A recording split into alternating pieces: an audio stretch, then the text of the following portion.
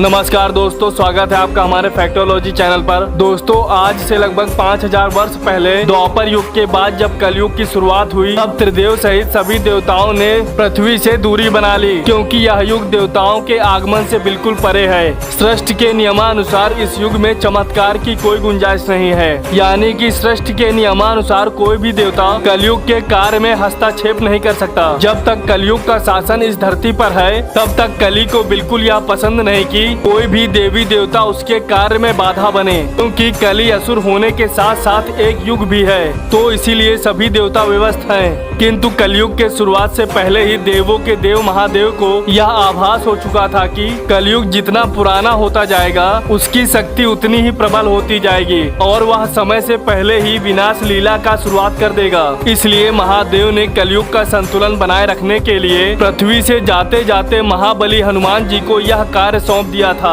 महादेव ने हनुमान जी को कहा कि वे राम नाम का प्रचार करें, जिससे कि कलयुग के साथ साथ हनुमान युग भी प्रारंभ हो जाए, जिससे कि कलयुग सदैव नियंत्रण में रहे। इसके बाद हनुमान जी धरती पर आकर अलग अलग वेशभूषा में श्री राम के नाम का प्रचार करने लगे। इसके बाद जगह जगह पर श्री राम मंदिर बनने शुरू हो गए और यह वही समय काल था जब श्री राम जी के साथ साथ हनुमान जी की भी पूजा आरंभ हो गई। इसके बाद हर जगह श्री राम जी के साथ साथ हनुमान मंदिर भी बनने शुरू हो गए, पर हनुमान जी खुद का मंदिर बनते देख बेहद निराश हो गए, क्योंकि वे चाहते थे कि हर जगह श्री राम का मंदिर बने, न कि उनकी, क्योंकि हनुमान जी खुद को सिर्फ राम जी का सेवक ही मानते थे। वे भगवान बनने के बिल्कुल भी इच्छुक नहीं थे। और जब हनुमान युग की शुरुआत होने लगी, अब यह बात कलयुग को पता चली। फिर कलयुग गुस्से में पागल हो गया और उससे रहा न गया। फिर उसने हर बार मंदिरों और मंदिरों के आसपास रहने वाले लोग के मन में पाप फैलाने की तमाम कोशिश की,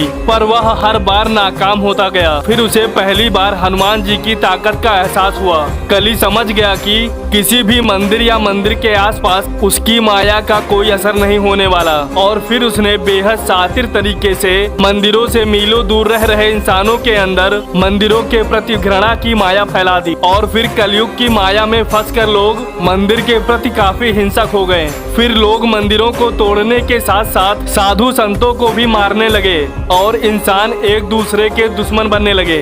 उस वक्त हनुमान जी श्री राम जी के ध्यान में लीन थे, लेकिन जब उन्हें कलयुग के इस दुस्साहस का आभास हुआ, तब हनुमान जी काफी क्रोधित हो उठे और कली यानी कि कलयुग के तलाश में निकल पड़े। और उन्होंने आकाश पाताल जंगल हर जगह कलयुग को ढूंढा। फिर इतने खोज के बाद आखिरकार दोनों आमने सामने आ ही गए। हनुमान जी को सामने देख कलयुग घबरा गया। फिर उसने अपनी शक्तियों से हनुमान जी पर अंधाधुंध प्रहार करना शुरू कर दिया, लेकिन कलयुग के शक्तियों का हनुमान जी पर कोई भी असर न हुआ। और फिर कलयुग ने अपनी माया दिखाई और हनुमान जी पर हावी होने की कोशिश की। कुछ देर तक हनुमान जी कलयुग के इस ताकतवर माया जाल में उलझे रहे, लेकिन कुछ क्षण के बाद कलयुग का यह बिछाया हुआ माया जाल भी टूट गया। फिर हनुमान जी ने श्री राम जी का नाम लेते हुए कलयुग को वहीं धूल चटा दी और कलयुग को युद्ध में हराया। लेकिन कलयुग को समाप्त नहीं कर पाए, क्योंकि कलयुग सिर्फ एक दैत्य नहीं बल्कि एक युग भी है, जिसे समय से पहले समाप्त नहीं किया जा सकता।